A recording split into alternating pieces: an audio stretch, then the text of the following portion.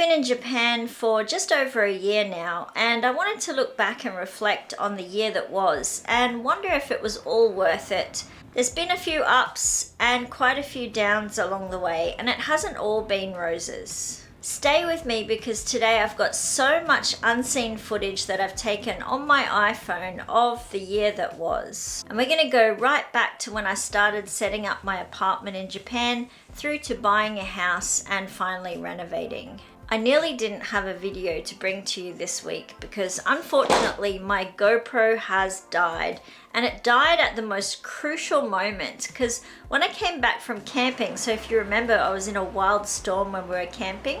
When I came back from camping, I heard a loud noise as soon as I walked in the door, and I realized that that roof above my balcony that I had put on a few weeks before had peeled off in the storm, and it was still hanging on by a thread, but it was banging up and down really loudly. So I went upstairs and I quickly took some footage on my GoPro to show you what had happened when I got home.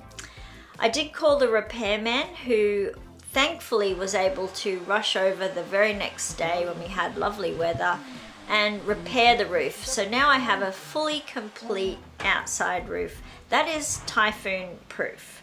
They've put so many screws in that I know there won't be any trouble should there be a typhoon.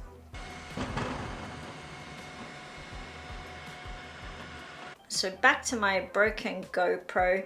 Even though I took some really good footage on this one, it has started to overheat and been a little bit unreliable. So I've decided that if I'm going to keep bringing these videos to you, I'm going to have to go and buy myself a better camera. So I do actually have Amazon Prime, but because it's a camera, I really want to get the feel for it and just see some of the functions for myself before I go ahead and make the purchase. So I've come to Kei's Denki in Wakayama. They're pretty good, and I reckon they have just about everything you could get in a larger city. The camera I chose said stock is low, so I asked the sales assistant, and I'm so happy he actually had one left in store.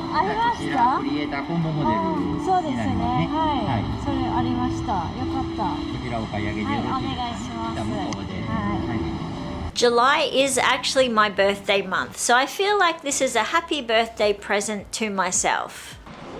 I've been battling along with my old camera for so long. Getting this new camera has made me feel so happy today. So I did a lot of internet searching and research, and I came across this little beauty. It's called the Osmo DJI Pocket 3, and I looked at a lot of reviews online. It looks like this one might be the best one, so I'm going to show you some of the footage that I've been able to take on this one today at the end of the video. So I'd love to hear your thoughts on it and see if you can notice the difference in the clarity or the stability of the footage that I took. So I was thinking about what video could I possibly bring you this week, and when I was looking through my iPhone, I realized that there was so much unseen footage of just little snippets of me setting up my life here in Japan that I haven't shared with you yet. So I thought I'd put together a little montage of the year that was and the ups and downs of setting up my life here in Japan. So looking back on this time, I've been reminiscing about the ups and downs, the highs and lows of the past year in Japan. I'd like to share that with you in a montage form from the unseen clips from my iPhone.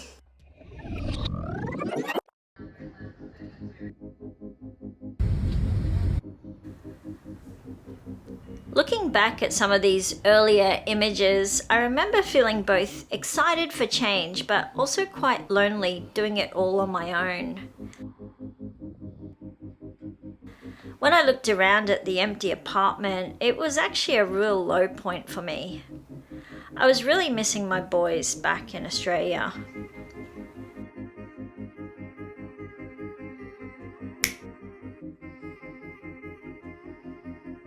Gradually, as I got furniture, things started to feel like home.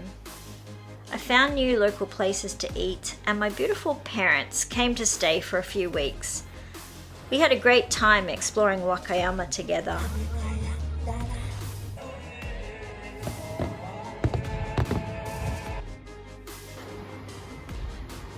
They even started house hunting with me.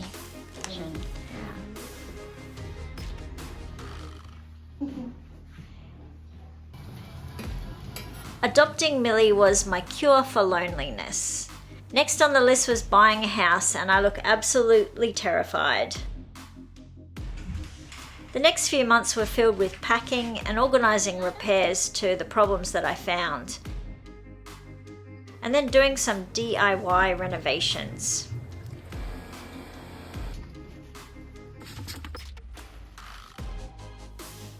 Beautiful visitors, travel, snow, and a major earthquake. It's been a crazy year, and I want to go back in time and say to myself when I booked that ticket to Japan, it'll be challenging, but it will be worth it. Just go for it.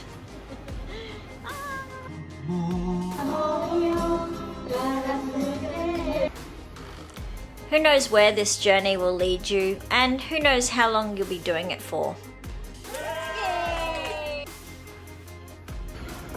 But none of that matters. All that matters is that you're living today.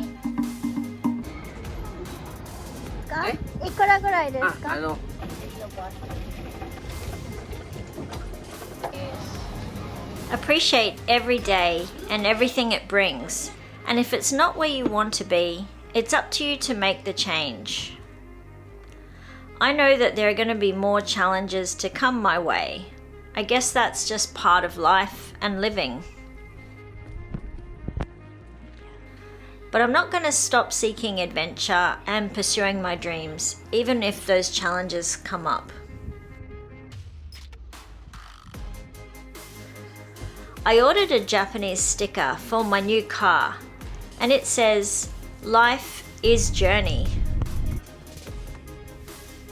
This is going to be my new motto moving forward.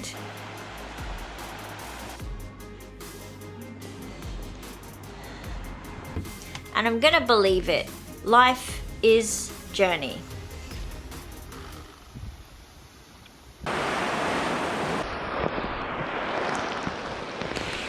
Now you're fully up to date. That was the year that was. There was plenty of ups and downs. Tonight I'm headed out with my mate Natsumi.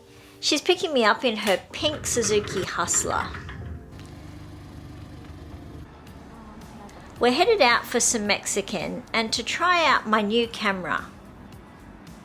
I heard that this camera is amazing in the dark. It also has some great stabilizers, so I want to catch a bit of walking footage as well. An important part of this journey has been making new friends, and I really value the friendships that I've created in this short time.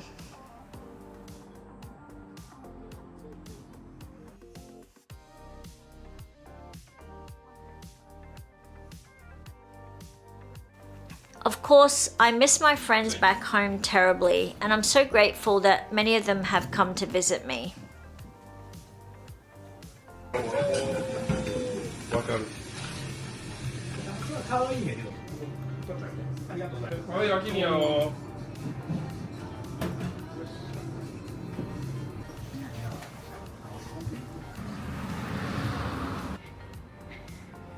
So what do you think of this footage? Do you notice any difference in the quality from the beginning of the video to the end of the video? I'd love to hear from you in the comments.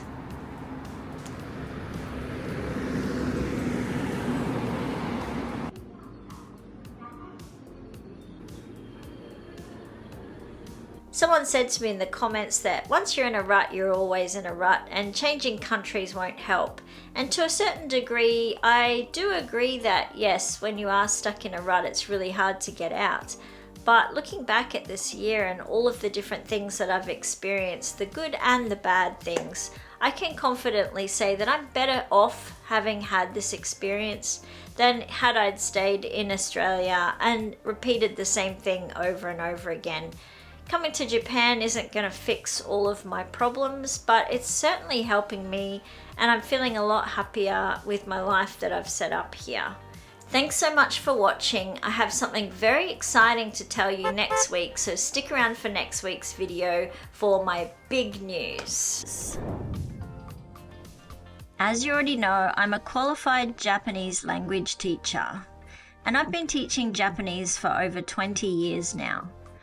I've been working to create a multimodal style beginner's course for Japanese, which starts at the very foundation, and it's the best way to learn Japanese. It's through phonics and alphabet.